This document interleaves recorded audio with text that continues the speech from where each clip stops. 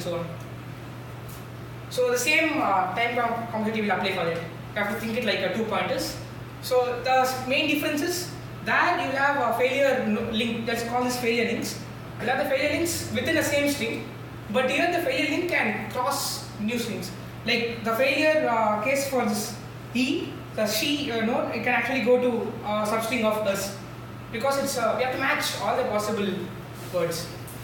So this is actually how Corasick automata. You can, so just simple. It just solves the same problem. The multiple needles are there, a single A stack. So you can just treat it like a black box and just solve problems. I don't think there are problems where you have to modify this Corasick. The same, all the problems in which we'll discuss some problems later, which like the problems with Corasick can also be solved with DP and ASHA. So you need not know this, but it will be much simpler to implement. Yeah. Always. So for example, take this problem. Given an input string and a dictionary of strings, you want to maximize the number of occurrences in the dictionary. Like if you have an input string n, right, split it into a lot of substrings such that every substring is, or some of the substrings are present in the dictionary. So if n, I can split it as s1, x, s2, y, s3, where s1, s2, s3 are present in the dictionary, but x and y can be anything. I want to maximize Sn. Like I want to maximize the number of strings you can add after you do this stuff. So what are the ideas? You can get the problem properly. You want to maximize the number of dictionary words used such that you can split this input string into a bunch of dictionary strings. It may not need to be complete. Like this x and y can be something.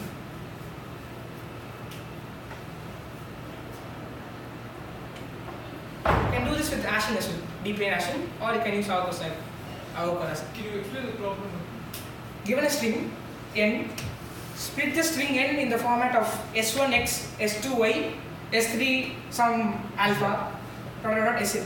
Maximize this n, where each s1, s2, s3, Sn are present in the dictionary D. So D set of strings, I want to maximize the number of strings. You find the starting and ending point like for everything, then do it like a time schedule. Exactly. So you got a solution, right?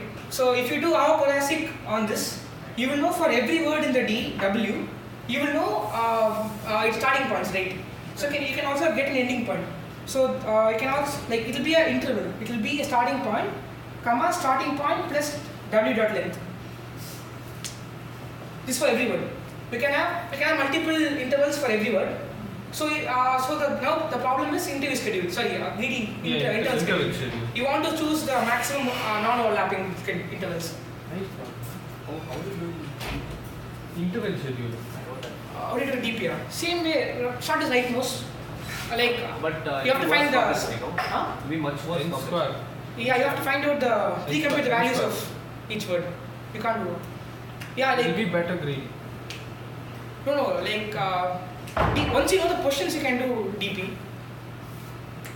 Like generating set mari varma. Okay.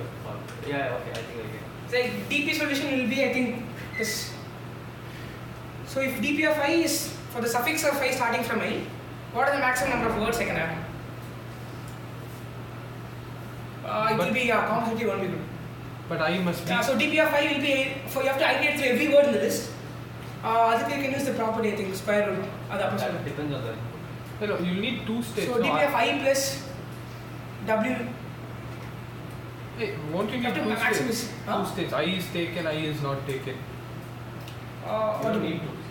Don't No. need that. Okay.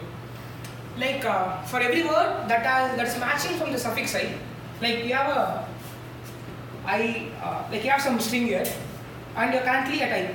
So DP of I will store in the suffix starting from I, what is the maximum of words, non-overlapping words I can get. So this, there are two ways to solve this problem. We'll discuss the better way after this. But one way is like you can iterate through each word, and if this word matches starting from this I position, so let us say that this is actually a word present in the dictionary. So this will have I plus some W dot length. So DP of I will be DP of I plus W of length plus 1. You have to see for each word. So you have to iterate on O of dictionary size into it. But our Corasick will do it better. Yeah. Like it will be just n log. So any doubts in our side? I haven't explained it properly. Implementation, there are better ways to implement it. You can have, instead of a 2D array, it's a simpler way to implement, or you can implement the node structure itself as a pointer tree.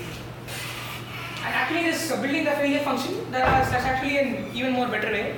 It's a smart BFS in which you have a lot of overheads if you do this BFS.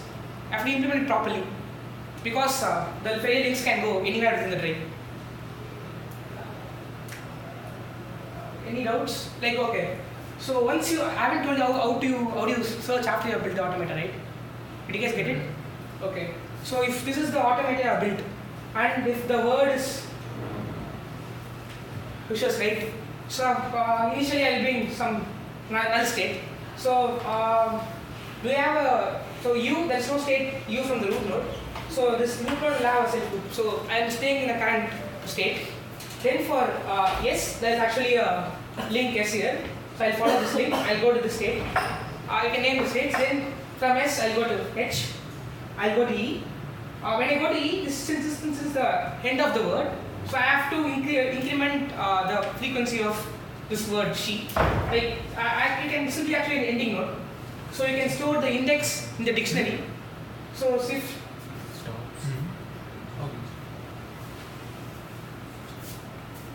so this is the frequency for e, she, listeners. So now I have actually come to she. So she will actually be this one. So I'll increment it by 1. So after this, I have an R coming out, but I don't have an R link here. So I have to follow the failure link. The failure link will get me to E. And HE is actually another end of the word.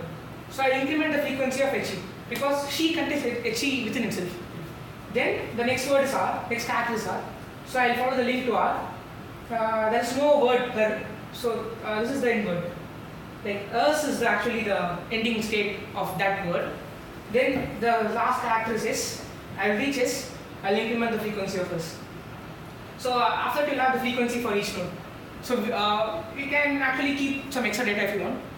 Instead of keeping the frequency, you can keep the positions. That will help you for the interval scheduling. You just push back, make D as a 2D vector, and just push back the positions in which it's starting. Okay? So that's how you iterate through this automation. Any doubts in that? Actually, the snippets are actually there's some small here if you actually code it properly.